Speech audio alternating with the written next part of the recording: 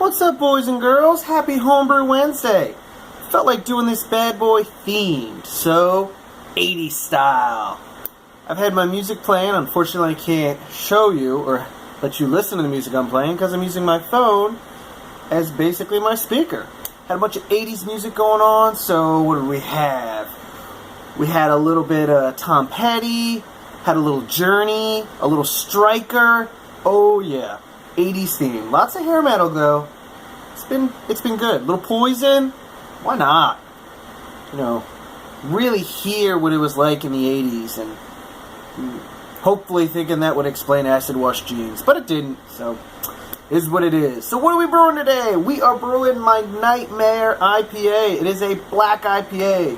And the reason for that is last week with Paul Wicksteed, Gary, Main Brew Guy, SJ Poor, and Larry Larmo22, and Rick Homebrew 62.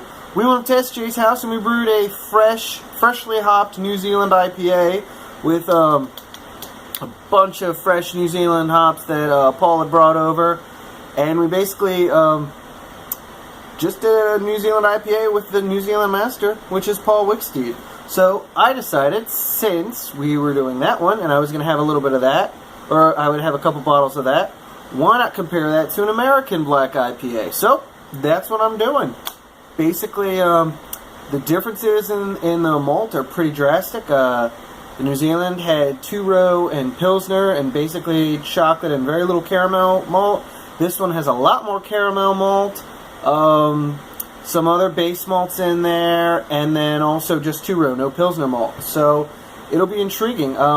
Black malts are just about the same. There's 15 ounces in the New Zealand, 16 ounces in mine, the American. The only big difference is the hops. Not a single one of the hops that we used in the New Zealand one I'm using today. We used Machuika, Cat in the Yard, and Rakawika. I don't know. Paul told me them probably about 5 times, and I forgot every time. I was so hungover that day, it was not even funny.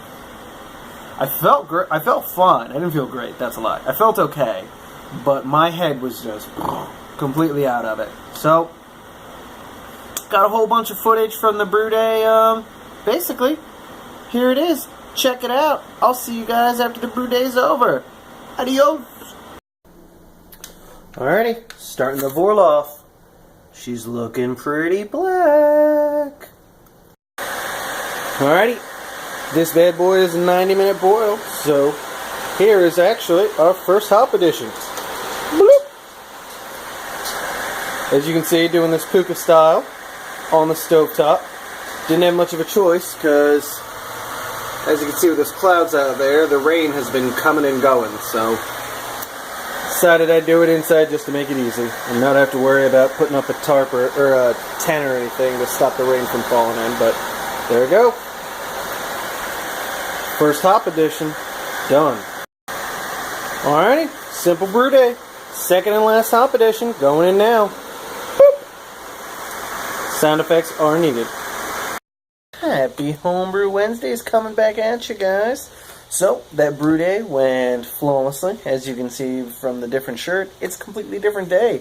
It's about 2 weeks, 3 weeks since that. Just, you know, same old, tons of stuff going on. Sitting here, drinking from Das Boot. This is wow,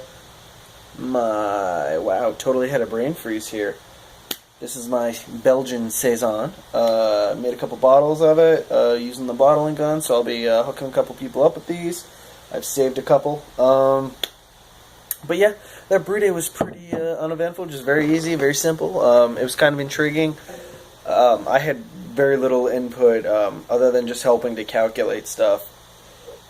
Excuse me, for the New Zealand Black IPA. So it was kind of cool seeing, you know, the recipe getting formulated and then coming back the next day and comparing it to my tried and true black IPA.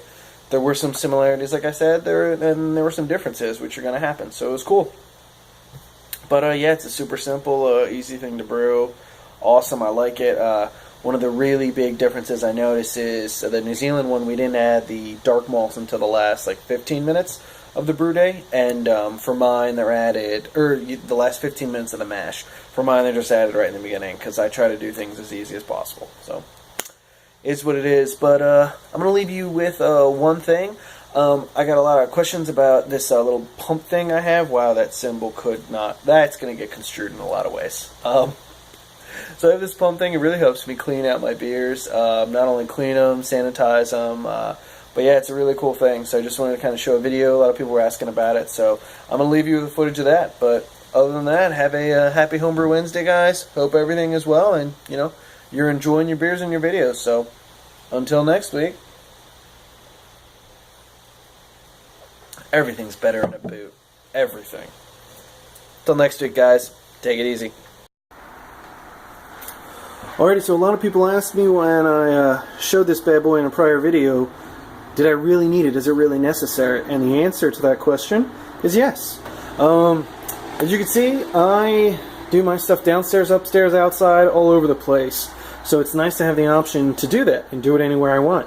This allows me to do it. And you might say, well, why? I'm right now filled this bad boy with a bunch of OxiClean, and I'm cleaning it. I have the motto, if it ain't broke, if it ain't broke, don't fix it. So what I've been doing for a while is I have a really good regimented system of cleaning these. I've talked to a lot of people that work at bars and a lot of people that actually work at breweries and talked about how they clean their kegs. Do they disassemble them all, or is there a system they use? And basically their system is just letting it sit in PBW and basically making sure that the PBW touches the entire, PBW or some sort of cleaning agent, touches the entire keg some way, somehow. So that's why if you see right now, I've got that keg upside down sitting in PBW water. So, that being said, I just pressurized this keg so I could run some OxiClean through the dip tube, and I found a great example of why you should do that. There we go. If you see right there, that little dot is actually a particle, some sort of gunk, probably yeast or, I don't know, maybe a little hop residue, or a little hop leaf. I believe this when I whole leaf top. But since I've been able to pressurize the keg, thanks to that little pump, I can flush it out. So, let's see now. Still there?